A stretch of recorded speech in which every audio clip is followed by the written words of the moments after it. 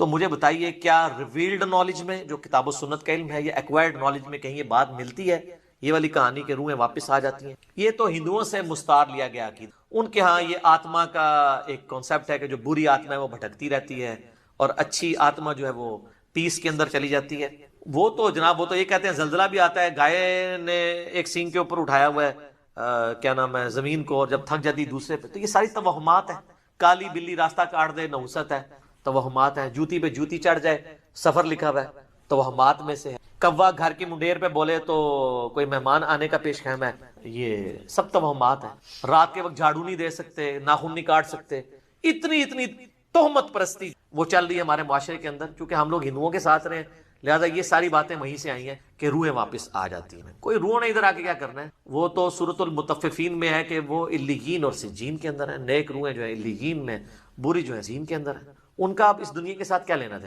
ہر بندے کی ایک یونیک روح ہے، انڈیپینڈنٹ روح ہے، اس کا دوسرے کی روح کے ساتھ کوئی تعلق نہیں. تو دوسرے کے جسم میں جانے کی بات ہی نہیں ہے، بھٹکنے کی بات ہی نہیں. بیسیکلی شیاطین ہیں جو اب چونکہ شیطان جو جنات کے اندر شیطان موجود ہیں ان کو تو ہم لوگ دیکھ نہیں سکتے، تو وہ مختلف قسم کی شکلیں دھار کے پبلکلی آ جاتے ہیں سامنے، تو لوگ سمجھتے ہیں یہ اسی بندے کی کوئی روح آ گئی ہے واپس. اس طریقے سے نہیں ہوتا، یہ بالکل جھوٹی باتیں.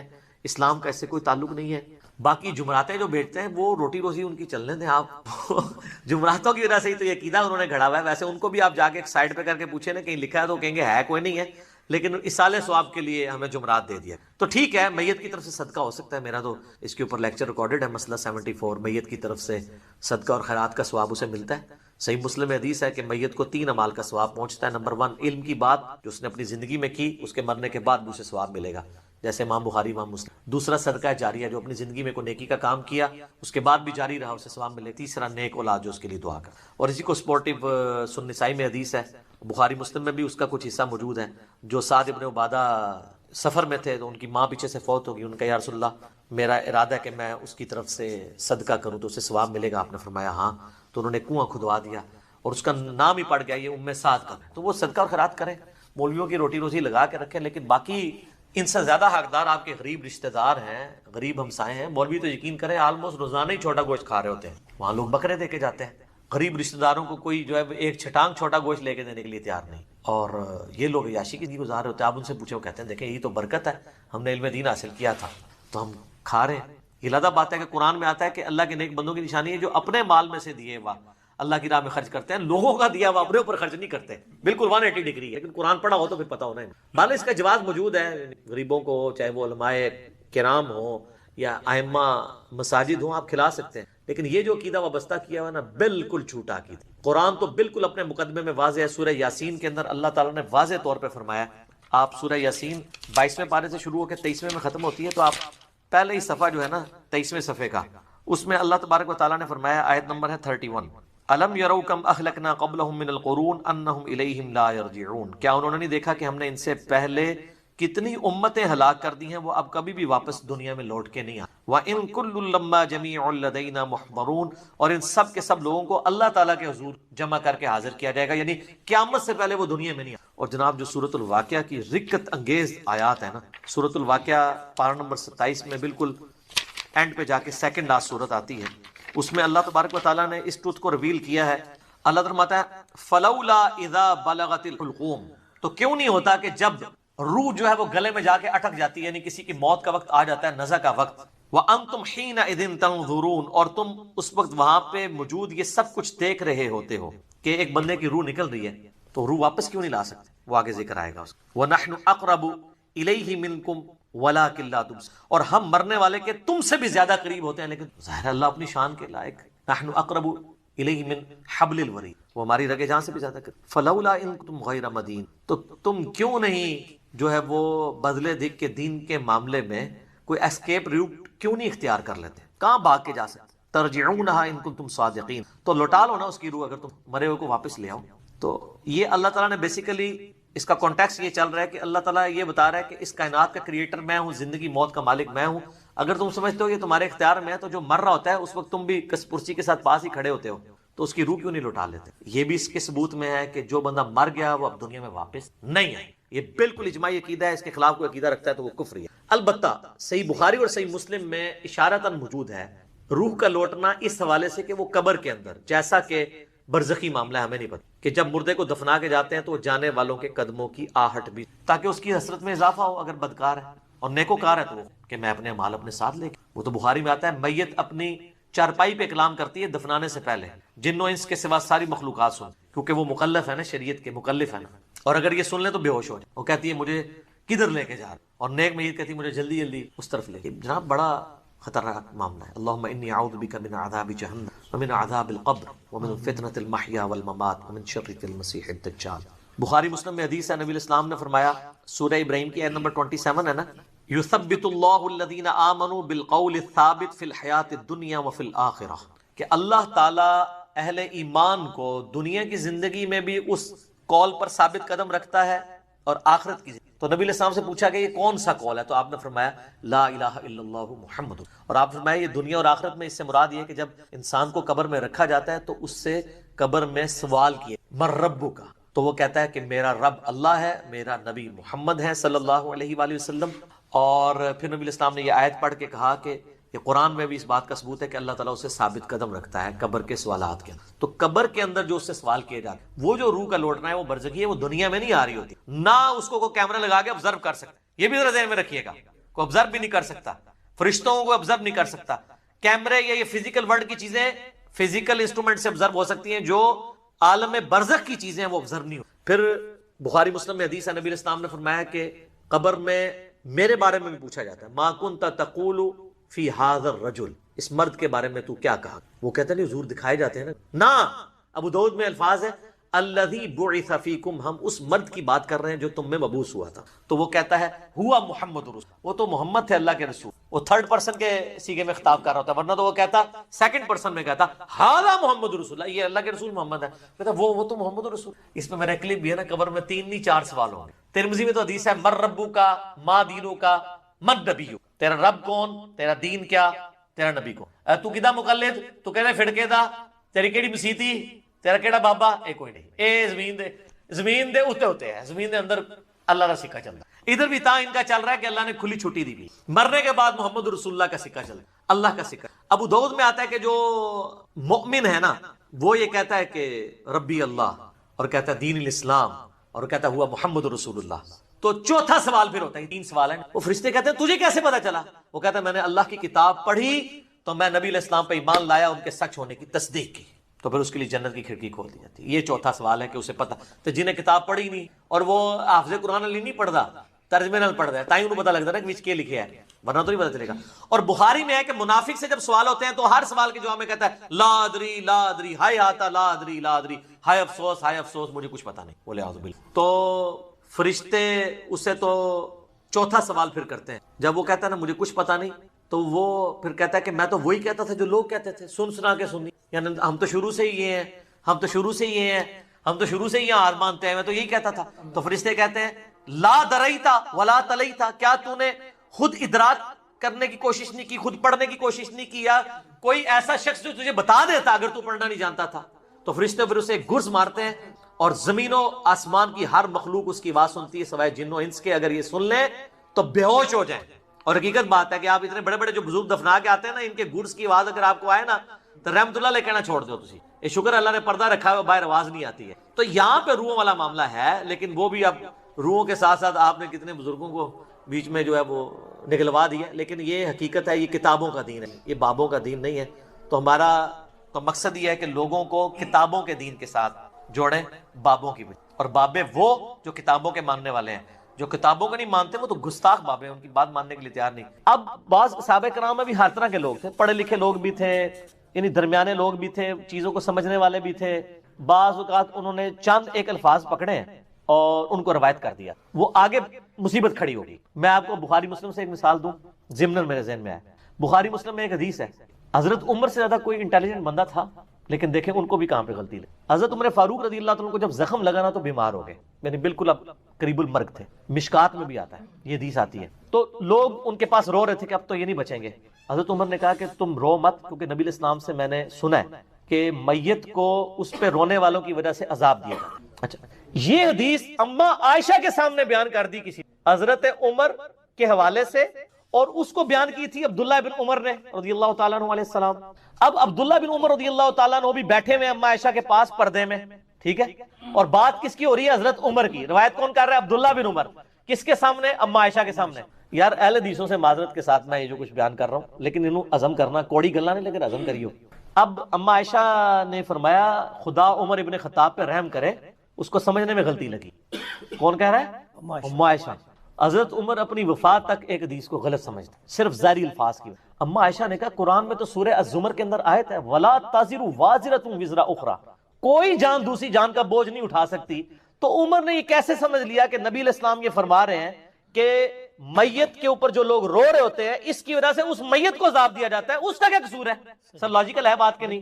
یہ لاجک حضرت عمر کو نہیں سمجھ آئی, عبداللہ بن عمر کو نہیں سمجھ آئی, دونوں فقیہ سے آپ ہیں, اور اما عائشہ ان کو سمجھ آ گئی کیونکہ انہوں نے قرآن سے استدلال کیا. لہٰذا میں بھی جب کہتا ہوں نا کہ حدیث کو قرآن پہ بھی پہلے پیش کیا کریں, کہ قرآن کی یہ جتنی تقدیر کے اوپر حدیثیں ہیں نا, میں نے ان کی تعویل کی ہے قرآن کی روشنی. اگر آپ تقدیر میں آپ جبریہ کا عقیدہ نہیں رکھ سکتے, قرآن نے واضح کہا ہے اِنَّا هَدَيْنَاهُ السَّبِيلَ اِمَّا شَاكِرًا وَإِمَّا كَفُورًا, آپ کے پاس اختیار ہے, ٹھیک ہے کہ لمیٹڈ ہے لیکن اختیار تو ہے. اچھا, تو اما عائشہ نے فرمایا کہ نبی علیہ السلام کے کہنے کا مقصد یہ تھا, یہ آپ نے کافروں کے بارے میں بات کی, کانٹیکسٹ بتا دیا. حضرت عمر کو بھی پتا, عبداللہ بن عمر, کافروں کے بارے میں بات کی تھی, اور اصل میں بات یہ کی تھی کہ کافر کی میت پہ لوگ رو رہے ہوتے ہیں, حالانکہ اس سے تو عذاب دیا جا رہا ہوتا ہے. یہ رو رو کے کہہ رہے ہوتے ہیں کتنا چنگا سی, کتنا زبردست سی, خیر خواہ سی, اگے جنت ہی چوئے گا. ظاہر کافر بھی تو اپنے حساب سے کوئی جنت سمجھتے ہیں نا, وہ رو رہے نوح کر رہے ہوتے ہیں, اس کی تعریف بیان کر رہے ہوتے ہیں, حالانکہ اس کو عذاب دیا جا رہا ہوتا ہے. تو یہ کافر کے بارے میں حضور نے کہا تھا, یہ نہیں کہا تھا کہ مومنین کے اوپر جو لوگ روتے ہیں تو اس رونے کی وجہ سے ان کو عذاب دیا جا رہا ہوتا ہے. دیکھ بات سمجھ آ گئی. اب یہ بات کی انجینئرنگ کی اما عائشہ نے, انجینئرنگ کی تو سمجھ آئی نا, ورنہ تو نہیں سمجھ آنی. حضرت عمر کو بھی نہیں سمجھ آئی, عبداللہ بن عمر کو بھی. اور پھر ساتھ ہی اما عائشہ نے ایک اور مثال بھی ڈال دی, بخاری مسلم دونوں میں. آپ نے فرمایا یہی حال ہے جو حضرت عمر نے دوسری بات بھی سمجھی ہے. اچھا, ہاں جی, کلیب بدر والی, کلیب بدر والا جو بدر کے کنویں میں کافر ڈالے گئے تھے, نبی علیہ السلام نے ان سے خطاب کیا کہ بھئی تم نے جان لیا کہ نبی علیہ السلام تم سے یعنی محمد رسول اللہ سچ کہتے تھے, یعنی اب تم عذاب میں پہنچ گئے ہو نا. تو ہمیں تو حضرت عمر نے وہاں پوچھا یا رسول اللہ یہ تو مردہ ہے, کیا مردے سنتے ہیں؟ تو آپ نے فرمایا تم سے بہتر سنتے ہیں. اچھا, اب حضرت عائشہ نے کہا کہ یہ عمر کو بات سمجھ نہیں ہے. عبداللہ بن عمر نے ہی یہ بھی روایت کی, ان کا عبداللہ بن عمر ابو عبد الرحمن پر اللہ تعالیٰ رحم فرمائے, ان کو یہ بات ہی نہیں سمجھ آئی. نبی علیہ السلام نے یہ نہیں کہا تھا. ان کا یہ کیسے ہو سکتا ہے جبکہ قرآن پاک میں آیا ہے کہ اے نبی علیہ السلام تم مردوں کو نہیں سنا سکتے, تو یہ کیسے ہو سکتا ہے کہ وہ سن رہے ہوں؟ اصل میں نبی علیہ السلام یہ کہہ رہے تھے کہ اے عمر اب یہ تم سے بہتر جان چکے ہوں گے, کیونکہ وہ اب آخرت میں جا چکے ہیں, تم تو اس دنیا میں ہو نا, دنیا میں بیٹھ کے تو آپ جج نہیں کر سکتے نا عذاب کو اور جنت کو. انہوں نے عذاب چکھ لیا ہے, اب یہ سمجھ چکے ہوں گے کہ دنیا میں جو محمد صلی اللہ علیہ وآلہ وسلم ان سے کہا کرتے تھے وہ بالکل ٹھیک کہا کرتے تھے. تو حضرت عائشہ نے کہاں کی تعویل کی, ان کا یہ یسمعون کا مطلب یہ ہے یعلمون, وہ جان چکے ہیں, یہ نہیں ہے کہ وہ فزیکلی سن رہے ہیں. اما عائشہ وہابی نہیں سن, نہیں بابی سن, دیکھو نا جی, یہ بات کر دیتے ہیں نا جی, وہابیوں والی باتیں ہیں, یہ فلاں فلاں ہے, آپ دیکھ لیں یہ دونوں بات. لہٰذا کانٹیکسٹ بھی دیکھنا چاہیے. اگر صحابہ کرام کو کسی حدیث کے سمجھنے میں یعنی کانٹیکسٹ کے پوائنٹ آف ویو سے غلطی لگ سکتی ہے نا, تو سر پھر آپ کے محدثین اور آپ کے بزرگان دین اور آپ کے شیوخ الحدیث وہ کس کھیت کی مولی ہیں, ان کی کیا اوقات ہے صحابہ کرام کے مقابلے. سیدنا عائشہ رضی اللہ تعالیٰ عنہ کے حوالے سے کیا کوئی ایسی حدیث ہے کہ انہوں نے فرمایا کہ جب سے سیدنا عمر کی قبر میرے حجرے میں بنی ہے تب سے میں وہاں عمر فاروق کی وجہ سے پردہ کر کے جاتی ہوں؟ ہاں جی, حدیث ہے, اور اس حدیث سے بڑے عجیب و غریب رزلٹ نکالے ہیں ہمارے بریلوی بھائیوں نے اور دیوبندی حیاتیوں نے. یہ حدیث مسند احمد میں ہے, اور مشکات میں بھی آپ کو کتاب الجنائز چیپٹر میں پہلی جلد میں حدیث مل جائے گی کہ سیدہ عائشہ کہتی ہیں کہ جب تک میرے حجرے میں عمر کی قبر نہیں بنی تھی نا, تو میں بغیر پردے کے اہتمام کے اس حجرے کے اس حصے میں چلی جاتی تھی, اور دل میں سوچتی تھی ایک میرا خاوند اور دوسرا میرا باپ. لیکن جب سے عمر کی قبر وہاں بنی ہے تو میں اب پورے حجاب کا اہتمام کر کے اس حجرے. اب حضرت عائشہ تو صرف اتنا کہہ کے چلی گئی, پیچھے لوگوں نے پھر اس خاکے میں رنگ بھرنے شروع. انہوں نے کہا دیکھ لو نا, حضرت عائشہ کا عقیدہ تھا کہ وہ قبر کے اندر سے حضرت عمر دیکھتے تھے, اسی سے پردہ کرتی تھی. ایک آڑی بنائی نا سر, تکیا کتنے دماغ پہنچے ہے سر, شیطان کا دماغ بڑی دور تک پہنچتا ہے. لیکن سر انجینئرنگ ہو جائے نا پھر شیطان دے پر کٹے جاندے پھر تھلے آ جاتا. میں انجینئرنگ کرنا وا. پہلے تو مجھے یہ بتائیں کہ سیدہ عائشہ کا اگر یہ عقیدہ تھا نا کہ حضرت عمر دیکھتے ہیں اور میں ان کے اس دیکھنے کی وجہ سے پردہ کر رہی ہوں, تو سر حضرت عائشہ کا تو وہ عقیدہ تھا جو آپ کو ہضم ہی نہیں ہو سکتا. وہ تو مردوں کے سننے کے بھی قائل نہیں تھے, دیکھنا تو بڑی دور کی بات ہے. بخاری مسلم دونوں میں حدیث ہے ٹھیک ہے، وہ کلیب بدر والی. تو جو اما عائشہ مردوں کے سننے کی قائل نہ ہو اور حضرت عمر کی بیان کردہ حدیث میں حضرت عمر کی غلطی نکالیں اور قرآن کی آیت سے ان کی تعویل کریں، وہ اما عائشہ یہ کہتی ہوں گی کہ مردے جو ہیں وہ دیکھ بھی لیتے ہیں، وہ تو سننے کی بھی قائل نہیں. لیکن یہاں پہ یاد رکھیے گا جہاں پہ سننا ثابت ہے وہ ہم مانتے ہیں. بخاری مسلم میں حدیث ہے کہ جب کسی کو آپ دفنا کے جاتے ہیں نا تو مردے کے دفنانے والے لوگوں کے قدموں کی چاپ بھی مردہ سنتا ہے، بس اتنا، دیکھتا نہیں سنتا، وہ صرف ایک لمحے میں، تاکہ اس کی حسرت میں اضافہ ہو. تو بخاری مسلم میں حدیث ہے نا کہ انسان کے 3 دوست ہیں، 2 واپس چلے جاتے ہیں، ایک ہی ساتھ اندر جاتا ہے، واپس اس کے رشتہ دار اور مال اور اعمال ساتھ کا. تو جس کے اعمال ساتھ آئے نا اس کو جب قدموں کی یعنی وہ آواز آتی ہے نا تو اس کی خوشی میں اضافہ ہوتا ہے کہ میں نے ان لوگوں پہ رلائے بھی کوئی نہیں کیا تھا کہ میں دب کے ٹور بھی گئے کیوں یا میرے کو مال ہے، میں اپنا خزانہ لے کے آیا ہوں. اور جو برا ہوتا ہے اس کی حسرت میں اضافہ ہوتا ہے کہ یہ مجھے میرا بیٹا بھی چھوڑ کے چلا گیا یہاں سے. صحیح بخاری میں حدیث ہے نا کہ میت جو ہے وہ اپنی چارپائی پہ کلام کرتی ہے، زمین و آسمان کی ساری مخلوقات سنتی ہے سوائے جن و انس کے، کیونکہ وہ سن لیں تو بندے نہ مان جائیں. اور وہ اگر نیک میت تو کہتی ہے مجھے جلدی جلدی میری قبر کی طرف لے جاؤ، اور بری ہوتی ہے تو وہ چیخو پکار کرتی ہے مجھے کہاں لے کے جا رہے ہو. تو جہاں جہاں پہ میت کا کلام بولنا سننا ثابت ہے وہ تو ہم مانتے ہیں. مطلقاً میتیں نہیں سنتی، قطعاً نہیں سنتی، یہ تو اما عائشہ کا عقیدہ نہیں تھا. پھر یہ اما عائشہ کے بارے میں یہ کلیم کرنا رضی اللہ تعالیٰ عنہ کہ وہ حضرت عمر سے اس لیے حجاب کرتی تھی کہ وہ ان کا یہ عقیدہ تھا کہ حضرت عمر دیکھ لیتے ہیں. تو سر میں اس میں تھوڑی سی مزید انجینئرنگ کرتا ہوں. جو شخص 8-10 فٹ نیچے قبر سے باہر دیکھ سکتا ہے اس کے سامنے تو حجاب کرنے کا بھی کوئی فائدہ نہیں. سر جو دیوار کے پار دیکھ لے اس کے سامنے آپ کپڑے بھی پہن کے آ جائیں تو وہ اتنے ملی میٹر کپڑے کو نہیں کراس کر سکتا جو اتنی موٹی دیوار کراس کر رہا ہے. اے انجینئرنگ ہے سر، اے مولویوں نہیں آتی، انجینئرنگ ہے، ٹھیک ہے نا. وہ بات کریں، یہ کہانی ہے وہ کرایا کریں جو لوگوں کو سمجھ آئے. اے فضول باتیں آپ کرتے ہیں، یہ کسی کا بھی عقیدہ نہیں تھا اس طریقے سے مطلقاً سننے والا. یہ یعنی صحابہ کرام کے بعد اس طرح کے عقیدے آئے. ہم اس عقیدے کو شرک نہیں کہتے، ہم یہ کہتے ہیں یہ خلاف سنت عقیدہ ہے. اہل سنت میں کچھ ائمہ کا بھی عقیدہ رہا ہے، خود امام ابن تیمیہ بھی اسی عقیدے کے قائل ہیں. اور یہی چیزیں جب میں نے ابن تیمیہ کی نکال کے اہل حدیثوں کے سامنے رکھی ہیں تو اہل حدیث بجائے امام ابن تیمیہ کو طلاق دیتے ہیں میرے خلاف. قرآن تو بالکل اپنے مقدمے میں واضح ہے. سورہ یاسین کے اندر اللہ تعالیٰ نے واضح طور پہ فرمایا، آپ سورہ یاسین 22ویں پارے سے شروع کے 23ویں میں ختم ہوتی ہے، تو آپ پہلے ہی صفحہ جو ہے نا 23ویں صفحے کا، اس میں اللہ تبارک و تعالیٰ نے فرمایا، آیت نمبر ہے 31، الم یروا کم اہلکنا قبلہم من القرون انہم الیہم لا یرجعون. کیا انہوں نے نہیں دیکھا کہ ہم نے پہلے کتنی امتیں ہلاک کر دی ہیں، وہ اب کبھی بھی واپس. وَإِن كُلٌّ لَمَّا جَمِيعٌ لَدَيْنَا مُحْضَرُونَ، اور ان سب کے سب لوگوں کو اللہ تعالیٰ کے حضور جمع کر کے حاضر کیا جائے گا، یعنی قیامت سے پہلے وہ دنیا میں نہیں. اور جناب جو سورۃ الواقعہ کی رکت انگیز آیات ہیں نا، سورۃ الواقعہ پارہ نمبر 27 میں اینڈ پہ جا کے سیکنڈ لاسٹ سورت آتی ہے، اس میں اللہ تبارک و تعالیٰ نے اس ٹروتھ کو ریویل کیا ہے. اللہ فرماتا ہے فَلَوْلَا إِذَا بَلَغَتِ الْحُلْقُومَ، تو کیوں نہیں ہوتا کہ جب روح جو ہے وہ گلے میں جا کے اٹک جاتی ہے، یعنی کسی کی موت کا وقت آ جاتا ہے، نزع کا وقت.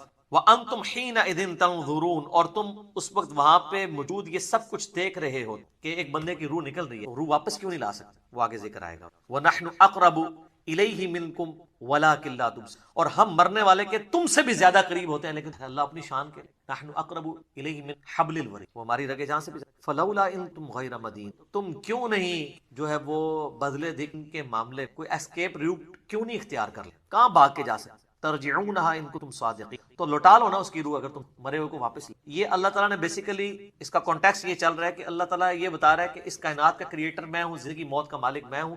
اگر تم سمجھتے ہو یہ تمہارے اختیار میں ہے تو جو مر رہا ہوتا ہے اس وقت تم بھی کرسی کے ساتھ پاس ہی کھڑے ہوتے ہو تو اس کی روح نہیں لوٹا لیتے. وَيَسْأَلُونَكَ عَنِ الرُّوحِ، اور اے محبوب صلی اللہ علیہ وآلہ وسلم یہ آپ سے پوچھتے ہیں روح سے متعلق.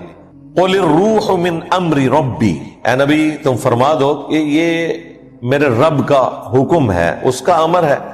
وَمَا أُوتِيتُم مِّنَ الْعِلْمِ إِلَّا قَلِيلًا، اور تمہیں اس معاملے میں علم نہیں دیا گیا مگر بہت تھوڑا. اب قرآن تو واضح کہہ رہا ہے کہ اس کی تفصیلات تمہیں نہیں بتائی گئی ہیں، لیکن اکثر آپ کو لوگ روحانیت کے پیچھے پڑے ہوئے نظر آئیں گے. روحانیت یہ نہیں ہے کہ آپ نے کوئی ایسی پاورز حاصل کر لینی ہے جس کے ذریعے آپ نگاہ مار کے کسی کو چلا کے راہ کرتے ہیں. اگر یہ روحانیت ہے نا تو بھئی یہ تو ہالی ووڈ کی فلموں میں ہی اچھی لگتی ہے. اسلام کی روحانیت کے ساتھ اس کا کوئی تعلق نہیں. اسلام میں جو روحانیت ہے وہ یہ ہے کہ آپ اللہ اور اس کے رسول کے تابع فرمان ہیں اور پوری دل جمی کے ساتھ، پوری کمٹمنٹ کے ساتھ جو آپ کو حالات و واقعات ملے ہیں اس میں آپ فرائض کی پابندی کرتے ہیں اور حرام کاموں سے بچتے ہیں. تو آپ ایک روحانی زندگی گزار رہے ہیں، چاہے وہ حقوق اللہ کے معاملات ہیں، حقوق العباد کے معاملات ہیں، اللہ کی نافرمانی سے آپ بچتے ہیں. یہ جو روح اللہ تعالیٰ کا خاص امر ہے جو حضرت آدم علیہ السلام میں پھونکی گئی، اس کا جسم کے ساتھ کیا تعلق ہے، یہ تمام چیزیں ایسی ہیں جو ہماری ڈومین سے باہر ہے. ہم صرف فزیکل ورلڈ کے ساتھ تعلق رکھتے ہیں، سائنس کی بنیاد کے اوپر اس کا علاج دریافت کر لیتے ہیں. روح کی بیماری کا علاج، اس کی بیماریوں کی شفا، وہ اللہ اور اس کے محبوب صلی اللہ علیہ وآلہ وسلم کے احکامات میں ہے. رہا جسمانی بیماریوں کا مسئلہ تو ٹھیک ہے، اس کے لیے آپ میڈیکل سائنس کے ذریعے اس ترقی پہ پہنچ چکے ہیں کہ آپ بیماریوں کا علاج کر لیتے ہیں. تو یہ واضح فرما دیا گیا کہ روح کے بارے میں تمہیں بہت کم علم دیا گیا. یہ اللہ تعالیٰ کا خاص ایک ریلیشن ہے جی. جب اللہ تعالیٰ کہتا ہے ہم نے آدم میں اپنی روح پھونکی، تو بعض جو صوفیاء ہیں نا وہ اس سے غلط رزلٹ نکالتے ہیں. وہ کہتے ہیں اللہ نے اپنی روح بندے میں پھونکی ہوئی ہے، پھر وہ ضربے لگاتے ہیں.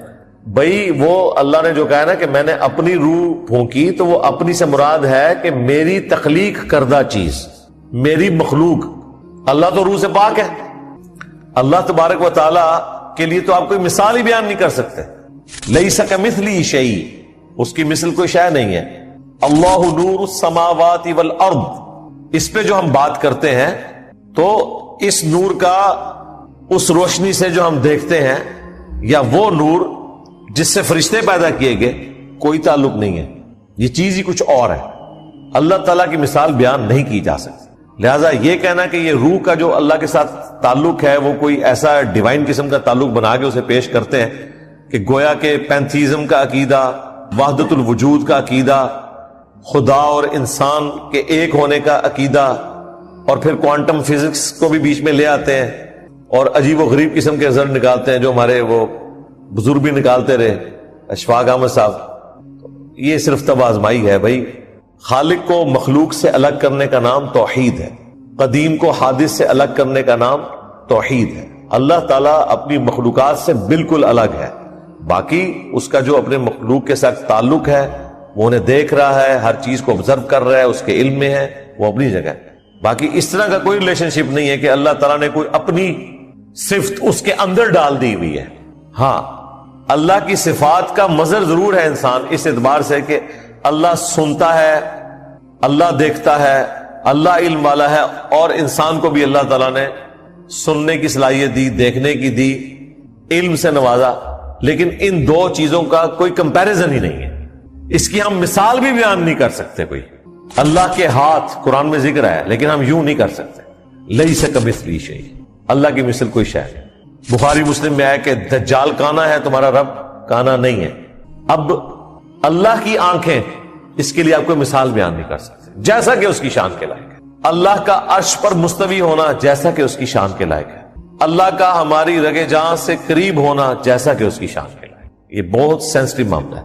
اسی طریقے سے اللہ کا جو یہ امر ہے، اللہ کا حکم ہے، روح، یہ اللہ کی ایک ایسی مخلوق جو اللہ تعالیٰ نے ہر انسان میں پھونکی.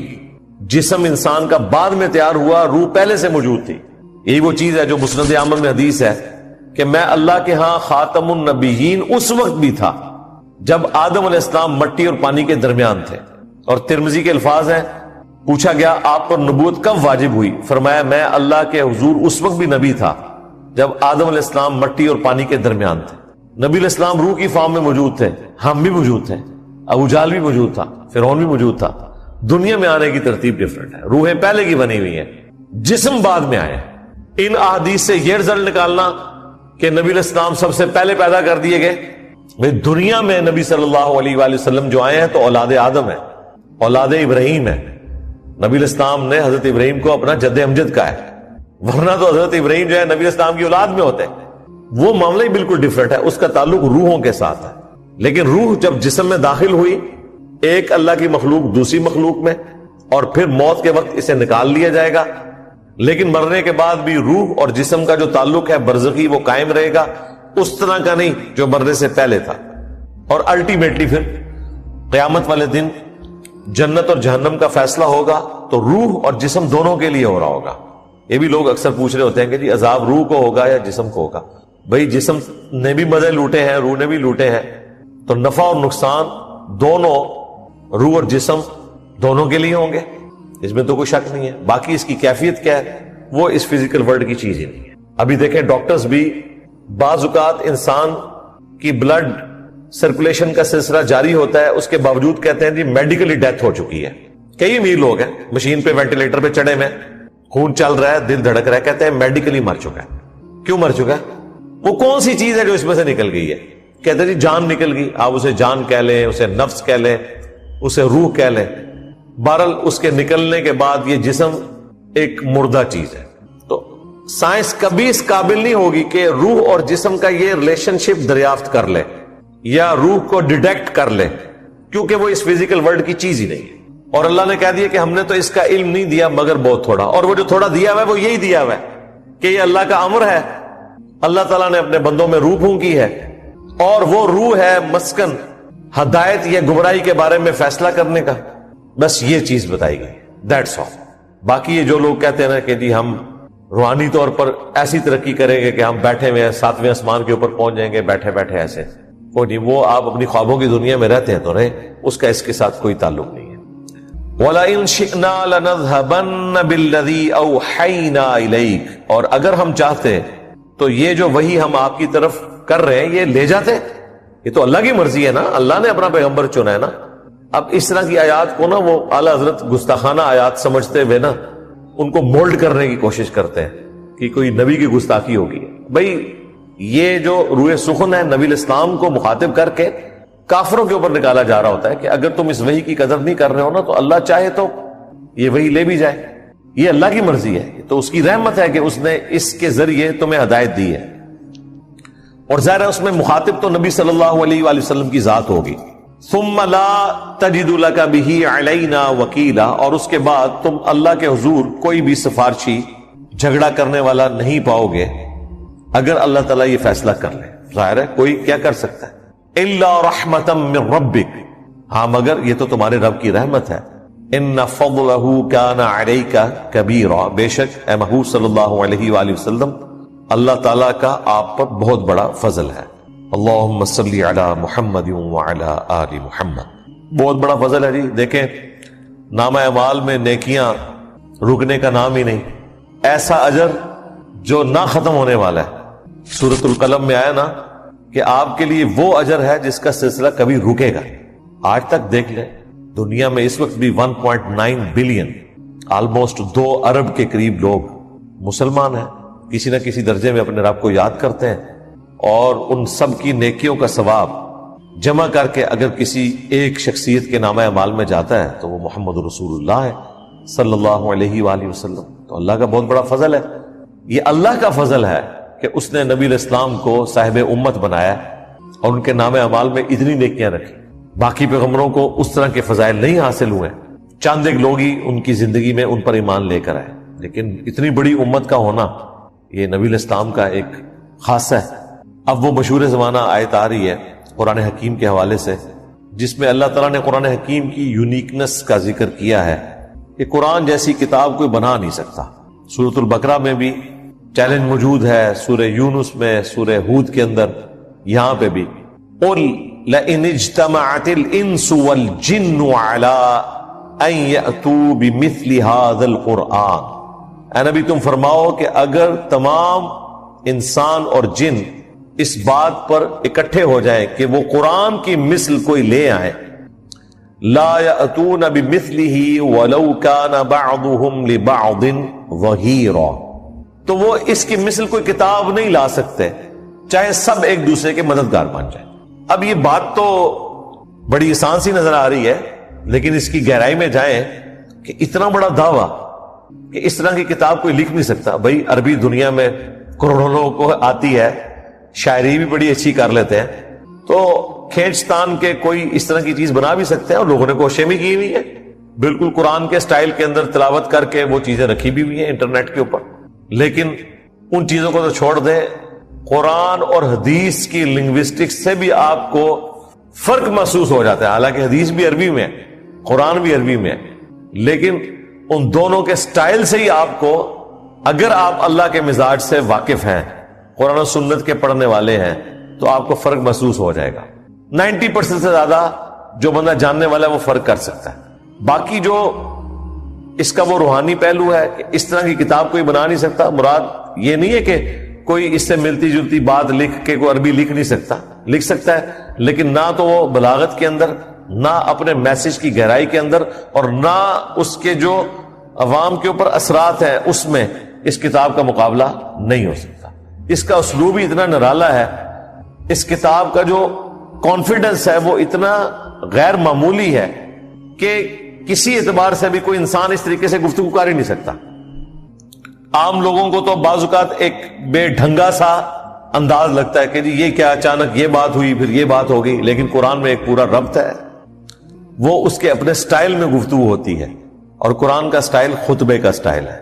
ہر سورت اللہ تعالیٰ کا ایک خطبہ ہے، ایک تقریر ہے جس کی تمہید بنتی ہے، پھر کریٹیکل مضامین ڈسکس ہوتے ہیں، اس میں مثالیں بھی دی جاتی ہیں، اور پھر اینڈ پہ جا کے اس چیز کو کنکلوڈ کیا جاتا ہے۔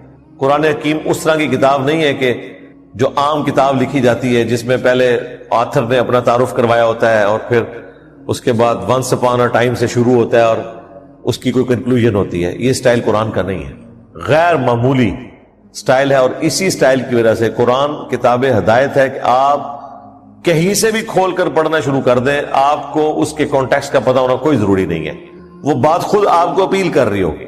چند ایک ایسے مسائل جن میں آپ کو کوئی بات سمجھنے کے لیے کہ یہ بات اس طرح کیوں آئی کوئی کراس ریفرنس کی ضرورت پڑے، وہ ایک الگ بات، ادروائز اوورآل آپ کہیں سے کھول کر قرآن پڑھیں تو سراپا ہدایت ہی آپ کو نظر آئے گا۔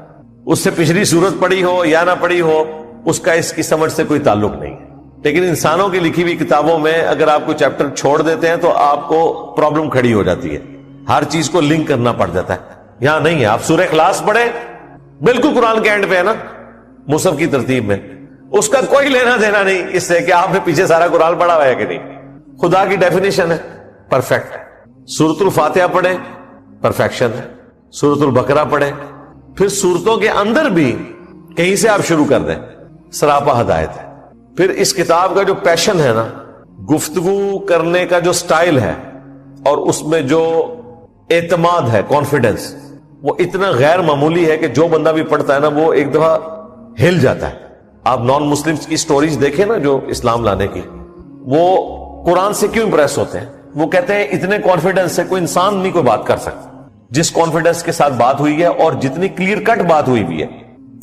اور پھر اس پر معجزہ یہ کہ جو اس کتاب کے ماننے والے ہیں ان میں کتاب سے متعلق کوئی دوسری رائے نہیں ہے۔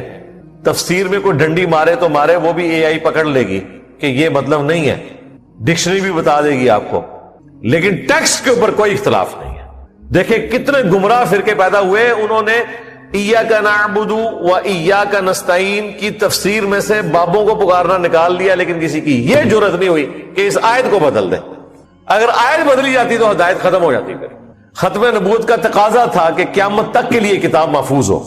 اللہ تعالیٰ نے ہم سے نبی لے لیے لیکن ان کی تعلیم، ان کا خلیفہ قرآن کی شکل میں ہمارے پاس چھوڑ دیا، ادروائز قیامت کے دن ہم اکاؤنٹیبل نہ ٹھہرتے۔ اس حوالے سے جو اللہ کا کلیم تھا کہ ہم نے رسول اس لیے بھیجے کہ قیامت والے دن کوئی اللہ پر حجت قائم نہ کر سکے، تو ہم کہتے ہیں کہ جی رسول تو بھیجے تھے لیکن میرے آنے سے تو 1400 سال پہلے وہ دنیا سے گزر چکے تھے۔ لیکن قرآن وہ کتاب ہے جس نے یہ بہانہ ختم کر دیا۔ نبی الاسلام چلے گئے، اپنا خلیفہ چھوڑ کے چلے گئے، آپ نے اپنی زندگی میں بھی یہی کچھ بتانا تھا۔ یہ بات درست ہے کہ نبی الاسلام خود دنیا میں ہو، وہاں تو پھر گفتگو کا کانفیڈنس لیول اور اس کا غیر مبہم ہونا وہ ایک ایکسٹراڈنری چیز تھی، لیکن جن لوگوں کو یہ فیسلٹی حاصل تھی ان کے ساتھ پھر دوسرے امتحان جڑے ہوئے تھے، جنگوں کی مصیبت جڑی ہوئی تھی، تکلیف جڑی ہوئی تھی۔ اللہ تعالیٰ نے ہم سے وہ تکلیفیں اٹھائی ہیں، ہم نے اپنی زندگی میں کون سی جنگیں لڑی ہیں بھائی؟ ایک نارمل زندگی گزار رہے ہیں، صحابہ کرام کی تو بڑی مشکل زندگی تھی، لیکن دوسری طرف ہمیں یہ آزمائش پڑ گئی ہے کہ اتنے فرقے، اتنے اختلافات، رزق حلال کمانا بھی ایک ایشو، اور کیا کیا اخلاقی برائیاں سوشل میڈیا کی وجہ سے، بے حیائی کا فتنہ اس بڑے پیمانے کے اوپر۔ ہماری آزمائشیں اس اعتبار سے اللہ نے ڈیفرنٹ رکھی ہوئی ہیں۔ یہ وہ آزمائشیں جو صحابہ کرام کے زمانے میں آزمائشیں نہیں تھی۔ یہاں 30-35 سال لڑکے کی عمر ہو جاتی، شادی نہیں ہوتی، وہاں 13-14 سال کی عمر میں شادی ہو جاتی تھی۔ اس وجہ سے یہاں ایک جو سیکس ہے وہ بہت بڑی آزمائش بنا ہوا ہے نوجوانوں کے لیے۔ صحابہ کرام کے زمانے میں مسئلہ نہیں تھا، ایک سے زیادہ شادیاں کرنا عام رواج تھا، اس کو کوئی برائی نہیں سمجھتا تھا، ادھر ایک کرنا بھی مصیبت ہو جاتی ہے۔ تو اس اعتبار سے یہ ایشو ریزالو ہے پھر اس زمانے میں بیہودہ فلمیں، بے حیائی پہ مبنی پوسٹر، یہ چیزیں تو نہیں اویلیبل ہوتی تھی کہ انسان کا ذہن منتشر ہو. لیکن آج یہ والی آزمائش ہے. تو اللہ تعالیٰ نے ہر زمانے میں ڈفرنٹ آزمائش رکھی ہوئی ہے. یہ اللہ تعالیٰ کے فیصلے ہیں کہ وہ کس کو کس ذریعے سے آزماتا ہے. بہر قرآن کامن ہے اس اعتبار سے کہ اللہ تعالیٰ نے اس زمانے میں بھی لوگوں کی ہدایت کا ذریعہ اسے بنایا تھا، آج بھی. تو اللہ تعالیٰ یہ چیلنج دے رہا ہے کہ اگر جن و انس مل بھی جائیں اس کتاب جیسی کوئی کتاب نہیں لا سکتے، چاہے وہ ایک دوسرے کی مدد بھی کریں. یہ کتاب بالکل وکری ہے، اس کا سٹائل ہی بالکل ڈیفرنٹ ہے، اس کا کانفیڈنس لیول ہی بالکل ڈیفرنٹ ہے. ایک امریکن پریسٹ مسلمان ہوئے، انہوں نے باقاعدہ پھر اپنی لائف سٹوری ریکارڈ کروائی. How Bible led me to accept Islam. Joshua, عربی میں ہم یوشے ابن نون کہتے ہیں، انگلش میں جوشوا. وہ کہتے ہیں مجھے جمعے کی نماز میں ایک دوست کے ساتھ میں گیا تو مجھے قرآن کا ترجمہ گفٹ کیا امام مسجد نے، اور اتوار کی رات تک میں پوری کتاب پڑھ چکا ہوا تھا. مسلمان پوری زندگی نہیں قرآن ترجمے سے پڑھ سکتا. اس نے جمعے والے دن قرآن ملا ہے تو جمعے کی نماز میں اس کو ایز اے گیسٹ وہ لے گئے تھے. جمعے کی رات، ہفتہ پورا دن، ہفتے کی رات، اتوار کا دن، اتوار کی رات، سوار کی صبح تک وہ پورا قرآن پڑھ چکا ہوا تھا. اور کہتا ہے رہا معاملہ اس کتاب کو دل دینے کا، وہ کہتا ہے سورہ بقرہ کے بعد ہی میں کنکلوڈ کر بیٹھا تھا کہ یہ اللہ کی کتاب ہے. اور یہ وہ کہہ رہا ہے جس نے تورات اور انجیل کے باقاعدہ کورسز کیے ہوئے ہیں کئی لینگویجز کے اندر، یوتھ منسٹر تھا. یہ ایک ٹرم یوز ہوتی ہے وہاں، یہ آپ کے وہ پولیٹیکل منسٹرز نہیں، یہ ریلیجن کی فیلڈ میں. اور وہ کہتا تھا کہ میں جب تورات اور انجیل بھی پڑھتا تھا تو ایک خدا کا کانسیپٹ آتا تھا.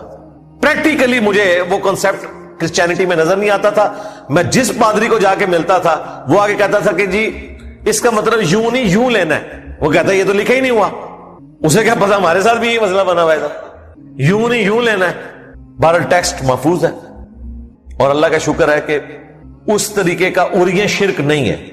دنیا میں جو لوگ شرک بھی کر رہے ہیں ان کی بھی جرت نہیں کہ رسول اللہ کو اللہ کا بیٹا کہیں. اللہ کی مخلوق مانتے ہیں، یہ بھی مانتے ہیں کہ نبی علیہ السلام پیدا ہوئے تھے، دنیا سے وہ تشریف لے گئے، آخرت کی زندگی میں زندہ ہے. موت ان پر آئی، اللہ پر موت نہیں آتی. نبی علیہ السلام انسان تھے، خدا نہیں تھے. اس اعتبار سے تو واقعی اس میں کوئی دوسری رائے نہیں ہے کہ 1.9 بلین مسلم جو ہے وہ اس اعتبار سے تو موحد ہیں. باقی جو صفات کے اندر جزوی شرک آیا اس کی اصلاح کی کوشش کرنی چاہیے، لیکن ایز فار ایز جو مین توحید ہے نا اس کے اعتبار سے واقعی یہ امت توحید ہے.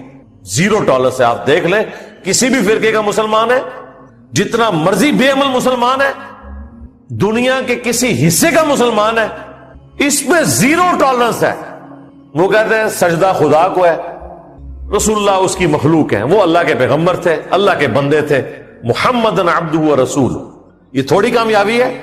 اتنی بڑی شرک کی دنیا کے اندر اتنی بڑی تعداد میں ایسے لوگ موجود ہوں جو ایک خدا کو مان رہے ہیں اور زیرو ٹالرنس رکھیں، اور پھر دیکھیں وہ ہستیاں جن کو خدا کے مقابلے پہ ٹھہرایا گیا ان سے بھی ان کی عقیدت آخری درجے کی ہو. عیسیٰ ابن مریم آج تک کرسچنز کا رد کرتے ہوئے مسلمانوں کو خیال تو بڑی دور کی بات ہے کبھی وسوسہ بھی نہیں آیا، تحت الشعور میں بھی حضرت عیسیٰ کے لیے کبھی نفرت نہیں آئی. ہمدردی ضرور آئی کہ یار اتنی بڑی ہستی کے ساتھ انہوں نے اتنا گندا عقیدہ وابستہ کر دیا. عیسیٰ ابن مریم وجیہا فی الدنیا والآخرہ ومن المقربین، دنیا اور آخرت میں وجاہت والے اور اللہ کے مقربین میں. اور لوگ یہ کہہ رہے ہیں وہ اللہ کے بیٹے تھے. توبہ توبہ توبہ. عیسیٰ علیہ السلام کے لیے کہیں نفرت نہیں آتی، کرسچنز کے لیے آتی ہے کہ انہوں نے عیسیٰ ابن مریم کے اوپر جھوٹ باندھ دیا. عیسیٰ علیہ السلام کی ویسے ہی عزت کرتے ہیں مسلمان جتنا اللہ کے محبوب صلی اللہ علیہ وآلہ وسلم کی کرتے ہیں. پھر نبی علیہ السلام کے ساتھ جو عقیدت کا لیول ہے وہ اپنی جگہ، لیکن کوئی مسلمان بھی یہ نہیں کہتا کہ وہ اللہ کے بیٹے، کہتے نہیں اللہ کے بندے ہیں، اللہ کے رسول، انسان تھے. ہاں ٹھیک ہے ہماری طرح کے انسان نہیں تھے لیکن انسان تھے. یہ نبی علیہ السلام کی بہت بڑی کامیابی ہے کہ انہوں نے اپنے آپ کو دوسرا عیسیٰ ابن مریم بننے سے بچا لیا. اتنے پیشن کے ساتھ توحید کو انجیکٹ کیا ہے مسلمانوں میں کہ یہاں زیرو ٹالرنس ہے. بخاری میں واضح حدیث ہے دیکھنا میری شان کو اس طرح بلند نہ کرنا جس طرح نصارہ نے اپنے پیغمبر کو بڑھا دیا. میں اللہ کا بندہ اور اس کا رسول ہوں, مجھے اللہ کا بندہ اور اس کا رسول ہی کہنا. اور یہی وجہ ہے کہ بخاری شریف میں 4 جگہ پہ تو تفصیل کے ساتھ وہ حدیث آئی ہے جو حضرت ابوبکر کا خطبہ ہے رسول اللہ کی میت کے اوپر. دیکھیں, امت کا سب سے بڑا آدمی حضور کی میت کے اوپر ان کے جانثار ساتھیوں کو تسلی دینے کے لیے کیا کہہ رہا ہے؟ اس میں تسلی والا تو کوئی الفاظ ہی نہیں ہے. من کان یعبد محمدا فإن محمدا قد مات. تم میں سے جو بھی محمد کی عبادت کرتا تھا جان لو محمد مر گئے. ہونا تو چاہیے تھا تلواریں نکلتی کہ تنو اور کوئی آیت نہیں لبھی. اس کا مطلب جو سامنے بیٹھے ہوئے تھے نا ان کو بھی کلیئر تھا کہ یہی بات کرنی ہے. نبی علیہ السلام اللہ کے پیغمبر بن کے آئے تھے ایک مشن کے لیے. آج وہ اپنا مشن کمپلیٹ کر کے چلے گئے اور ان کے مشن کی کمپلیشن کا تقاضا ہے کہ ہم نے ان کی میت کے اوپر اس مشن کو دوبارہ سے بیان کرنا ہے کہ یہ ایک انسان تھے جو اپنا مشن پورا کر کے چلے گئے, خدا نہیں تھے, خدا کے بیٹے نہیں تھے. اور جس مشن پہ آئے تھے اس کا اینڈ رزلٹ یہ ہے وَمَن يَعْبُدُ اللَّهَ فَإِنَّ اللَّهَ حَيٌّ لَا يَمُوتُ. جو اللہ کی عبادت کرتا ہے وہ جان لے اللہ کو کبھی موت نہیں آئے گی, وہ ہمیشہ زندہ رہے گا. وہ اسی طریقے سے عبادت جاری رہے گی. اور پھر آیت پڑھ دی, نازل ہوئی تھی غزوہ احد کے موقع پر, فٹ آئی حضور کی میت کے اوپر وَمَا مُحَمَّدٌ إِلَّا رَسُولٌ قَدْ خَلَتْ مِن قَبْلِهِ الرُّسُلُ. محمد تو نہیں مگر ایک رسول, ان سے پہلے بھی رسول آئے اور چلے گئے. أَفَإِن مَاتَ أَوْ قُتِلَ انقلبتم عَلَىٰ أَعْقَابِكُمْ. اگر یہ مر جائیں یا قتل ہو جائیں تو کیا تم اپنے دین سے الٹے قدم پھر جاؤ گے؟ رسول اللہ پہ کوئی احسان تو نہیں کیا تم نے اسلام قبول کر کے. یہ اللہ کا احسان ہے کہ نبی علیہ السلام کے ذریعے تمہیں ایمان کی دولت دی. اِنَّكَ مَيِّتٌ وَإِنَّهُمْ مَيِّتُونَ. اے نبی تمہیں بھی مرنا ہے اور تمہارے مخالفین کو بھی مرنا ہے. پھر قیامت کے دن تم اللہ کے حضور جھگڑا کرو گے اور اللہ تعالیٰ تمہارا فیصلہ کر دے گا. یہ آیات پڑھی جا رہی ہیں جی نبی علیہ السلام کی میت کے اوپر. یہ رسول اللہ کی کامیابی ہے کہ پہلے دن ہی شرک کو اللہ تبارک و تعالیٰ نے اس طریقے سے مٹایا صحابہ کرام میں سے کہ پھر کوئی جرت نہیں کر سکتا کہ دلیری کے ساتھ کوئی اس قسم کی بات امت میں انجیکٹ کرے. بعد میں جو خرابیاں آئی ہیں اللہ کا شکر ہے علم کے میدان میں ان کی زیرو حیثیت ہے. اسی لیے جب کبھی کوئی اللہ کا مجاہد توحید کی دعوت لے کے کھڑا ہوتا ہے اس کے سامنے کوئی نہیں ٹھہرتا, کیونکہ قرآن اپنی توحید میں, سنت اور احادیث اپنی توحید میں بالکل واضح ہے.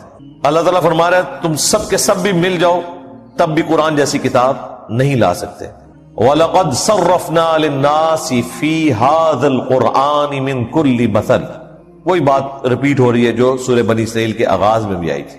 اور بے شک ہم نے قرآن میں لوگوں کے لیے ہر قسم کی مثالیں بیان کر دی ہیں سمجھانے کے لیے. فَأَبَا أَكْثَرُ النَّاسِ إِلَّا كُفُورًا. لیکن اینڈ رزلٹ یہ نکلا ہے کہ قرآن سن کر ان کی سرکشی میں ہی اضافہ ہوا ہے. اندازہ کریں, اللہ بیان کر رہا ہے, پہنچانے والے پیغمبر ہیں, سلیبس قرآن ہے, اور اللہ تعالیٰ کہہ رہا ہے ہم نے ہر اچھی مثال دے کے ان کو سمجھایا, لیکن اینڈ رزلٹ یہ ہے کہ گمراہی میں اضافہ ہی ہوا ہے. ویسے تو ادھر یہ ہونا چاہیے تھا کہ اینڈ رزلٹ یہ ہے کہ لوگوں نے ہدایت قبول کر لی ہے. آج بھی دنیا میں میجورٹی لوگ تو کفر کی زندگی گزار رہے ہیں نا. سب نے تو حق قبول نہیں کیا نا. جنہوں نے کیا ہوا ہے ان میں بھی کئی ایک گمراہیاں موجود ہیں. تو قرآن میں مثالوں کے باوجود نبی علیہ السلام کے مبارک زمانے میں بھی جن کی سرکشی میں اضافہ ہونا تھا وہ ہو رہا تھا. انہوں نے حق قبول نہیں کیا, مرتے دم تک نہیں کیا. انہوں نے اپنے باطل دین کے لیے گردنیں بھی کٹا دی بدر میں, احد میں, اس غلط دین کی خاطر بھی. جہاں صحابہ کرام قربانیاں دے رہے تھے تو مشرکین عرب بھی تو قربانیاں دے رہے تھے نا بتوں کی خاطر. تو یہ عین ممکن ہے کہ کوئی شخص قرآن سننے کے بعد بھی, اس کی تعلیمات سیکھنے کے بعد بھی اس کی سرکشی میں اضافہ ہی ہو. یہ عین ممکن ہے. باقی جس کو اللہ تعالیٰ توفیق دے گا وہ حق بات قبول کر لے گا, اور جو سرکشی کے اوپر تلا ہوا ہے اسے قرآن پڑھنے سے, قرآن سننے سے چڑی ہوگی. ہم نے تو بھئی یہی دیکھا ہے, لوگوں کو ایسی ایسی چڑ ہو جاتی ہے کہ آپ آیت پیش کریں تو اور بدکنا شروع کر دیتے ہیں. یہ تو قرآن میں بھی ہے کہ قرآن حکیم جب ان پہ پڑھا جاتا ہے تو قریب ہے کہ اے نبی یہ تم پر جھپٹ پڑے. جب اکیلے اللہ کا ذکر کیا جاتا ہے تو ان کے دل تنگ پڑ جاتے ہیں. جب اور ہستیوں کو ساتھ شامل کیا جاتا ہے تو یہ ان کو اچھا لگتا ہے, اس پہ خوشیاں مناتے ہیں. لیکن اکیلی ذات کا ذکر کیا جائے तौहीद का जिक्र किया जाए तो इन्हें बुरा लगता है। कुरान हकीम में आज भी मुसलमानों को आप आयात पेश करें तो आप डरते हैं, काफिरों से तो अब हम उतना नहीं डरते कि हम उनके सामने बात करें। वो कहेंगे ठीक है, अच्छी इंफॉर्मेशन दी है कि आपके दीन में ये मसला यूं है, वो ये लेते हैं इसको। अगर मैं किसी हिंदू के सामने, क्रिश्चियन के सामने, किसी यहूदी के सामने अपना अकीदा कुरान से बयान करता हूं तो वो उसे इंफॉर्मेशन के तौर पे लेता है कि अच्छा आपके दीन में यूं है, आप जीसस क्राइस्ट को ये मानते हैं, आप रसूलुल्लाह के लिए अकीदा रखते हैं, ये आपकी तौहीद है। लेकिन मुसलमान को तो ये समझाए वो कहते गुस्ताख हो गए, तुसी बुजुर्गों नहीं बनते। उसका गेर चुके उल्टा लगा हुआ है, उसकी सरकशी में इजाफा ही होता है क्योंकि वो हक बात कबूल करने के लिए तैयार नहीं है। जो लोग हक बात कबूल करने वाले हैं, चाहे मुसलमानों के घर पैदा हो या काफिरों के घर, at the end of the day उनको तौहीद मिल जाती है, मरने से पहले वो तौबा कर लेते हैं। सुनन अबी दाऊद में 4753 है, मुस्नद इमाम अहमद में जिल्द 4 सफा 287 पर 18557 है, और अल मुस्तदरक लिल हाकिम में 107 नंबर हदीस है, मिशकात में 1630 नंबर है। अच्छा, ये अबू दाऊद की जो इसकी रवायत है और मुस्नद अहमद की, उसमें आमश मुदल्लिस है और अन से रवायत कर रहा है। लेकिन जो अल मुस्तदरक लिल हाकिम की रवायत है उसमें इमाम आमश ने अपनी समा की तसरीह की है और उन्होंने कहा कि मैंने हदीस सुनी है, अन से रवायत नहीं की बल्कि उन्होंने हद्दसना से की है।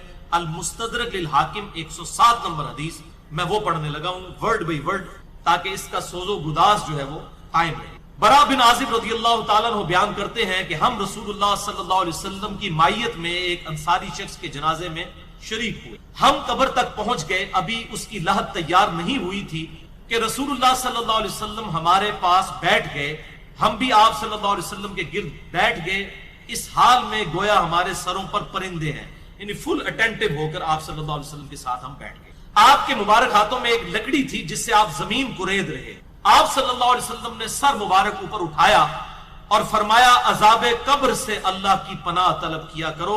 आपने 3 बार ये बात इरशाद फरमाई। फिर आप सल्लल्लाहु अलैहि वसल्लम ने इरशाद फरमाया, बंदा मोमिन जब दुनिया से राब्ता तोड़कर आखिरत की तरफ मुतवज्जे होता है, यानी जब उसकी मौत का वक्त आता है, तो सूरज की तरह चमकते दमकते सफेद चेहरों वाले फरिश्ते जन्नती खुशबूदार जन्नती कफन लेकर उसके पास आते हैं, हत्ता कि वो हद्दे नजर तक उसके सामने बैठ जाते हैं। फिर मलकुल मौत तशरीफ लाते हैं, हत्ता कि वो उसके सर के पास बैठ जाते हैं। अच्छा, कुरान में भी मलकुल मौत का नाम आया है, सूरह सजदा के अंदर, अहादीस के अंदर भी।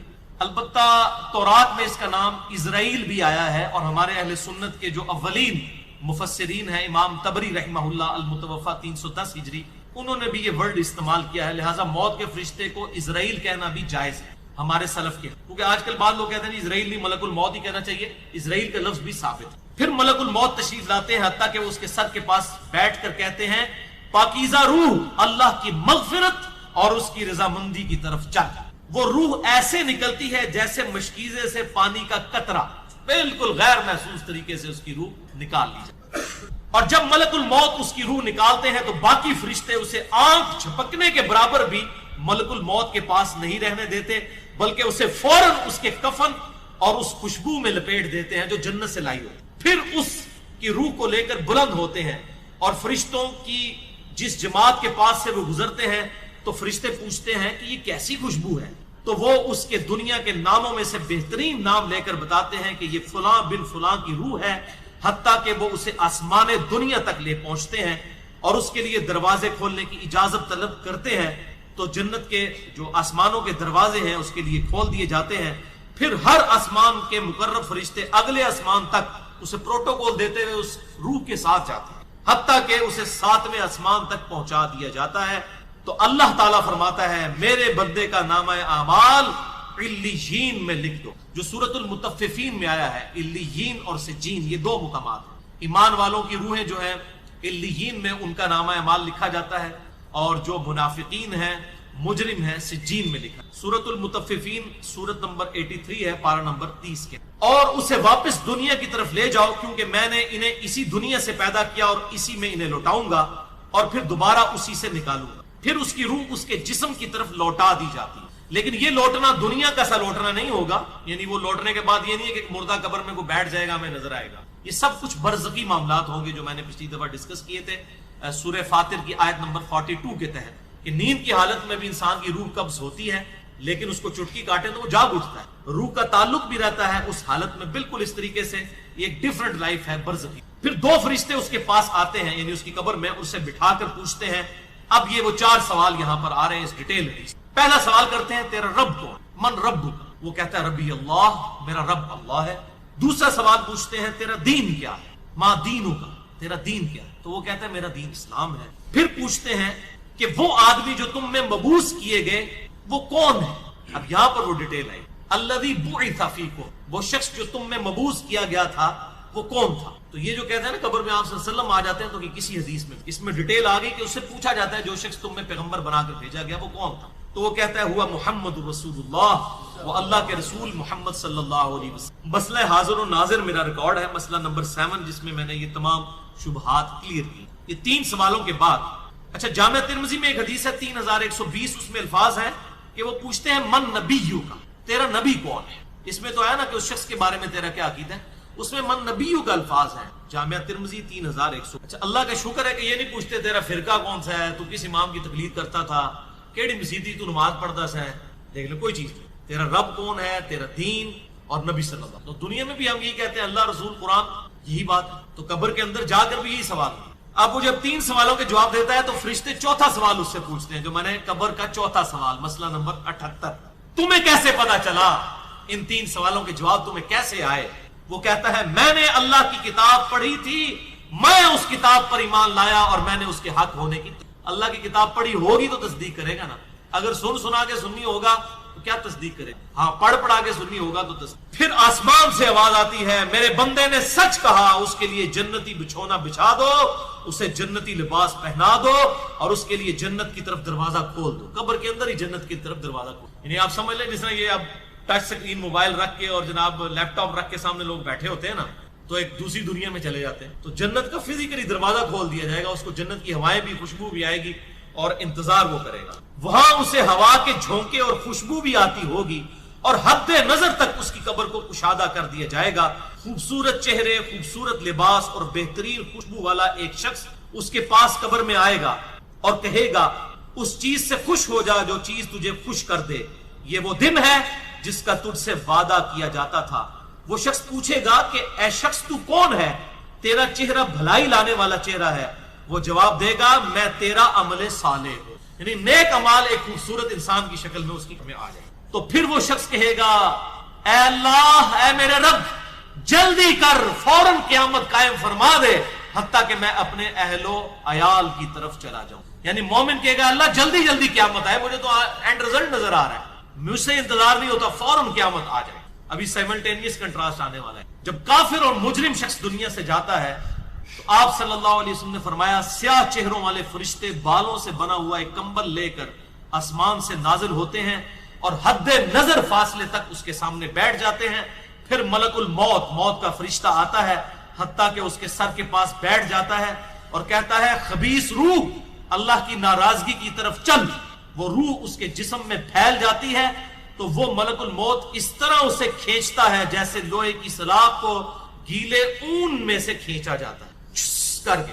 گرم سلاخ جو ہے وہ اونی کپڑے کے اندر گیلے کے اندر ڈال کے یوں کھینچی جائے نا، اس طرح اس کے پورے جسم سے اس کی. پھر ملک الموت سے باقی فرشتے اس کی روح کو لے کر پلک جھپکنے کے برابر بھی وہاں نہیں رہنے دیتے حتیٰ کہ وہ اسے بالوں سے بنے ہوئے کمبل میں لپیٹ لیتے ہیں اور اس سے زمین کے مردار سے نکلنے والی انتہائی بری بدبو نکلتی. وہ اسے لے کر اوپر چڑھتے ہیں تو وہ فرشتوں کی جس جماعت کے پاس سے گزرتے ہیں تو فرشتوں کی جماعتیں کہتی ہیں کیسی خبیث روح ہے. وہ کہتے ہیں یہ فلاں بن فلاں کی روح ہے اور وہ اس کی دنیا کا انتہائی کبھی نام لے کر بتاتے ہیں حتیٰ کہ اسے آسمانی دنیا تک لے جایا جاتا ہے. اس کے لیے دروازے کھولنے کے لیے درخواست کی جاتی ہے تو آسمان کے دروازے اس کے لیے نہیں. پھر رسول اللہ صلی اللہ علیہ وسلم نے سورۃ الاعراف کی آیت پڑھی کہ ان کے لیے آسمانوں کے دروازے نہیں کھولے جائیں گے، وہ جنت میں داخل بھی نہیں ہوں گے حتیٰ کہ اونٹ سوئی کے سوراخ سے گزر. یہ سورۃ الاعراف کی آیت پھر آپ صلی اللہ علیہ وسلم نے فرمایا کہ اللہ تعالیٰ فرماتا ہے اس کی کتاب کو سب سے نچلی زمین میں سجین میں لکھ دو. پھر اس کی روح کو شدت کے ساتھ پٹ کھا جاتا ہے. پھر آپ صلی اللہ علیہ وسلم نے یہ آیت تلاوت فرمائی سورہ الحج کی، جو شخص اللہ کے ساتھ شرک کرتا ہے گویا وہ آسمان سے گر پڑا تو اب پرندے اسے اچک کر لے جائیں یا کسی دور جگہ پر پھینک دیں. پھر اس کی روح اس کے جسم میں لوٹا دی جاتی ہے اور دو فرشتے اس کے پاس آ کر اس سے پوچھتے ہیں تیرا رب کون. اب اس سے بھی سوال ہوتا ہے. وہ حیرت زدہ ہو کر کہتا ہے ہائے افسوس ہائے افسوس میں نہیں جانتا میں نہیں جانتا. پھر پوچھتے ہیں تیرا دین کیا ہے. وہ پھر حیرت زدہ ہو کر کہتا ہے ہائے افسوس میں نہیں جانتا میں نہیں جانتا. پھر اس سے پوچھتے ہیں کہ جو شخص تم میں مبعوث کیے گئے وہ کون تھے. تو وہ کہتا ہے ہائے افسوس میں نہیں جانتا میں نہیں جانتا. پھر آسمان سے آواز آتی ہے اس نے جھوٹ بولا اس کے لیے جہنم کا بچھونا بچھا دو. اور بخاری میں الفاظ ہیں 1374. اس کے جواب میں فرشتے